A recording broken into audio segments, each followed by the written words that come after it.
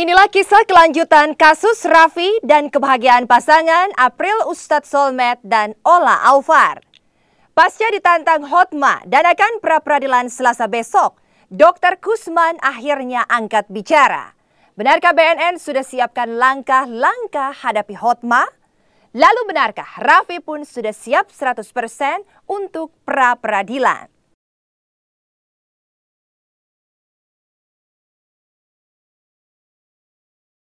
Menjadi penghuni rehabilitasi Lido, benarkah Raffi sama sekali tak pernah didetoks dan hanya beres-beres juga bersih-bersih? Lantas benarkah selain Hotma, pihak Lido juga melarang Wanda menjenguk Raffi?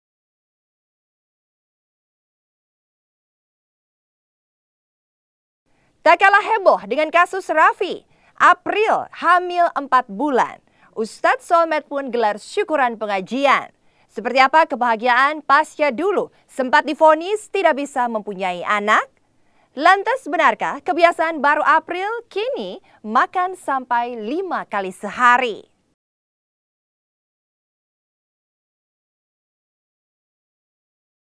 Seirama dengan kebahagiaan pasangan Solmed April, pasangan Ola Ramlan Aufar lakukan persiapan ke Tanah Suci untuk berbulan madu sekaligus umroh.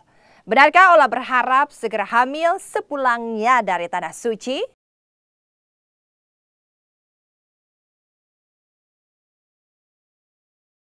Kelanjutan kisah Raffi dan kebahagiaan pasangan April Yasmin Ustadz Solmed juga Ola Ramlan Aufar Hutapea akan dikupas selengkapnya hanya di Intens.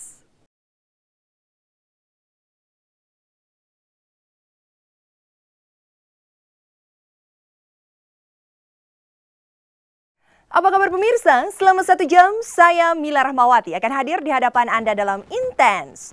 Menyajikan kabar terkini, terpercaya, teraktual dari sebuah peristiwa secara intens.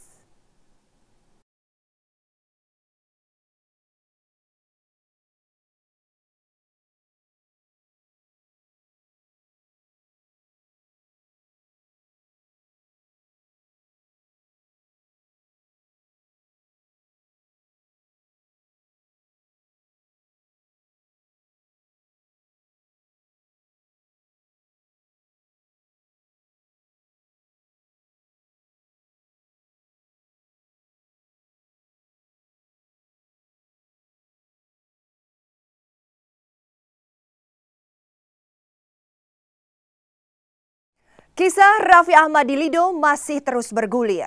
Pasca ditantang Hotma Sitompul dan akan pra-peradilan Selasa besok, Dr. Kusman, Deputi Rehabilitasi BNN akhirnya angkat bicara. Lantas apa kata Dr. Kusman? Benarkah BNN telah menyiapkan langkah-langkah untuk pra-peradilan?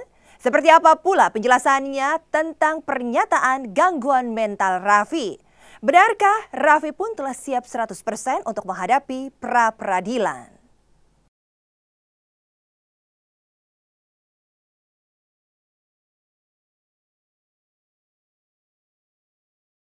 Perseteruan BNN dengan pihak Raffi Ahmad masih terus bergulir pasca ditantang Hotma Sitompul kuasa hukum Raffi, Deputi Rehabilitasi BNN, Dr. Kusman rupanya gerah juga.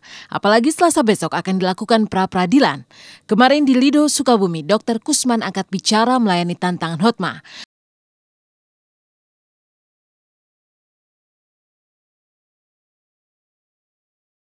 Persoalan hukum menurut Kusman bukan tanggung jawabnya. Kusman beralasan tanggung jawabnya hanya sebatas menjaga kesehatan Raffi agar tetap prima sehingga bisa menjawab pertanyaan di sidang dengan benar. Jawaban Kusman menyeratkan berbagai tes kesehatan untuk Raffi menjadi tanggung jawabnya. Namun kemarin tim kuasa hukum Raffi yang menemui Raffi di Lido menyatakan Raffi menolak semua tes atau tindakan medis yang dilakukan di tempat rehab termasuk psikotes yang sejatinya akan dilakukan 2 hari lalu. Kalau soal rehab nggak rehab itu kan kami ketitipan. Jadi gini kasus Raffi ini ya, boleh lamar Raffi langsung ya. Itu ada antara hukum sama kesehatan ya. Kesehatan itu saya tanggung jawab. Mengenai apa? Mengenai kesehatan Raffi.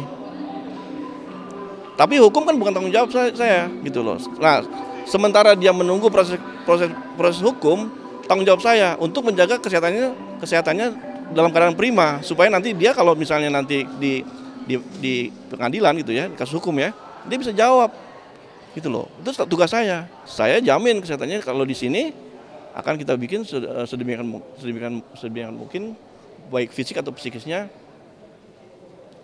dalam keadaan prima, gitu aja.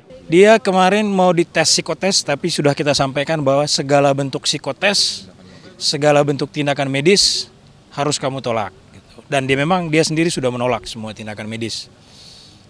Itu kan konsistensi kita dari awal, kan kita tidak mau direhab, kita sehat gitu. Jadi kalau kita secara kasat mata, tentu ya namanya menolak itu ada latar belakangnya.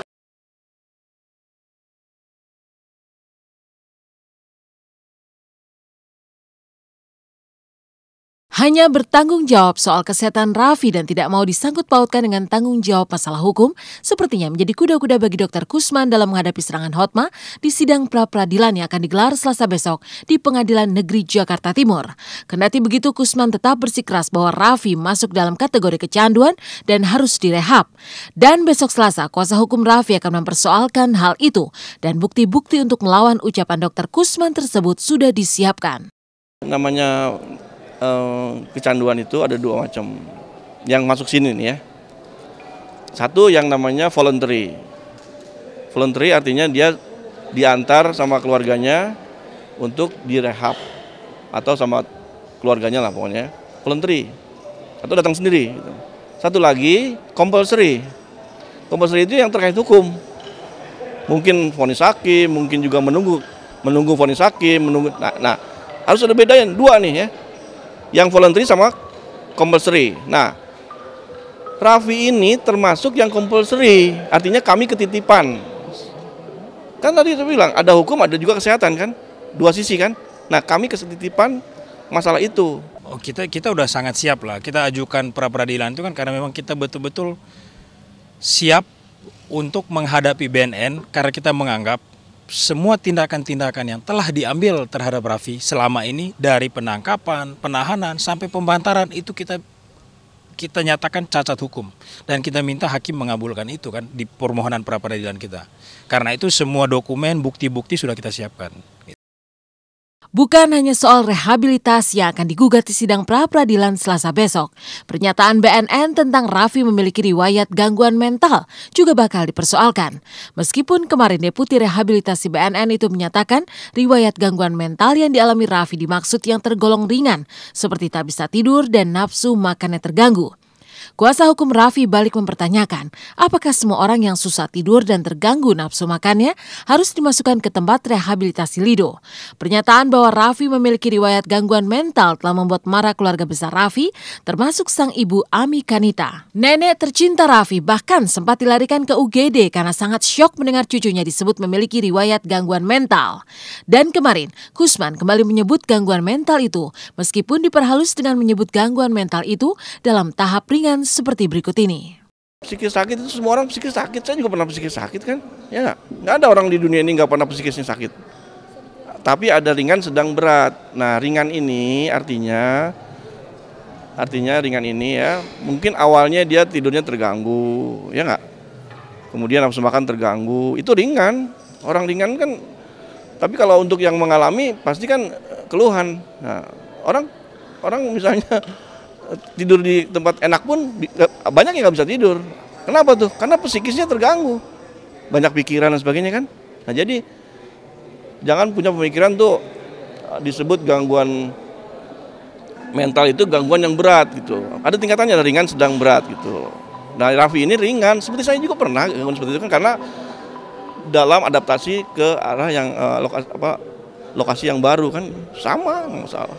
Sakit mental kalau tidak bisa tidur, itu dokter itu akan kita uji di pengadilan. Gitu loh.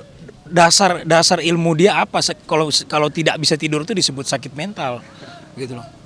Semua orang yang nggak bisa tidur jadi sakit mental nih, harus direhab di sini semua dong berarti. Merasa tersinggung, merasa direndahkan, riwayat hidup gangguan mental kan berarti ada kelainan lah ya. Ya merasa tersinggung lah, direndahkan gitu. Orang anak sehat, anak selama ini gak bermasalah, masih bisa bekerja di beberapa stasiun TV. Kalau memang dia ada kecenderungan mental, gak mungkin lah dia bisa kerja. Mungkin PH-PH juga gak akan pakai dia kali. Oh, semua tersinggung, keluarga besar kami semua tersinggung, keluarganya almarhum, keluarga saya merasa amat-amat tersinggung ya. Sekarang kalau kita kembalikan lagi bagaimana seorang ibu-ibu yang lainnya atau ayah-ayah lainnya, anak sedang sehat dibilang ada kecenderungan riwayat hidup gangguan mental. Ya, ibu saya sempat sakit, sempat dia masuk UGD karena dibilang katanya di TV riwayat hidup Raffi ada kecenderungan mental. Itu ibu-ibu saya betul-betul down sampai dia harus masuk ke rumah sakit karena memang ibu saya ada jantung. Jadi ketika benar mendengar itu betul-betul shock, amat shock.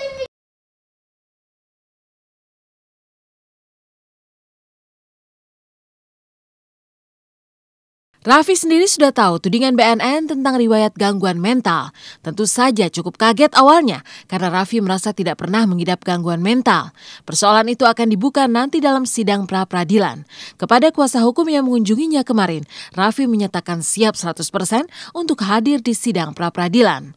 Hari Selasa besok pukul 12 siang, Raffi tidak takut karena merasa berada di pihak yang benar. Sepertinya Raffi juga gerah menghadapi tudingan memiliki riwayat gangguan mental sebagaimana disampaikan mama tercinta. Raffi udah tahu. Hah? Katanya gitu. Hah? Katanya. Nanti di pra-peradilan aja kan. Bicara di situ aja. Ya cuma saya berpikir logikanya anak lagi sehat gitu kan, harus direhab, anak lagi produktif, tulang punggung keluarga harus dibuat seperti ini. Apa maksudnya gitu kan?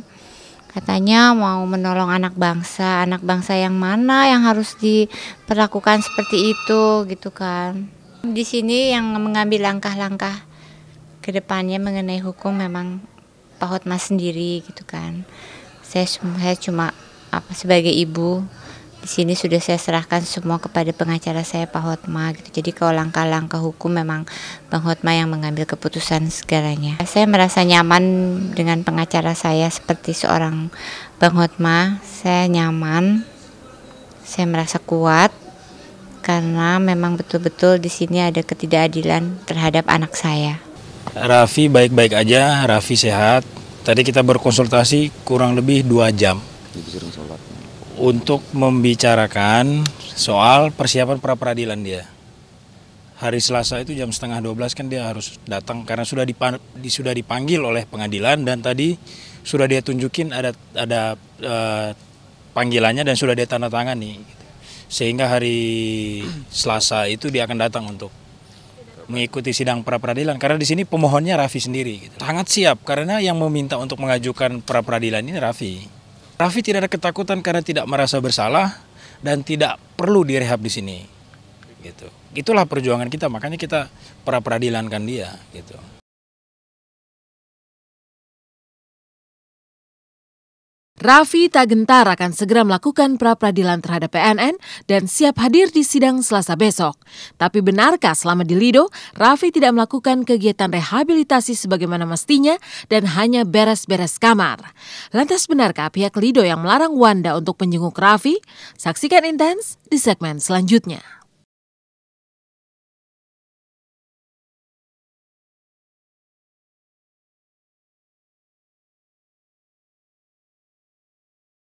Ya sementara enggak dulu deh, hanya keluarga aja.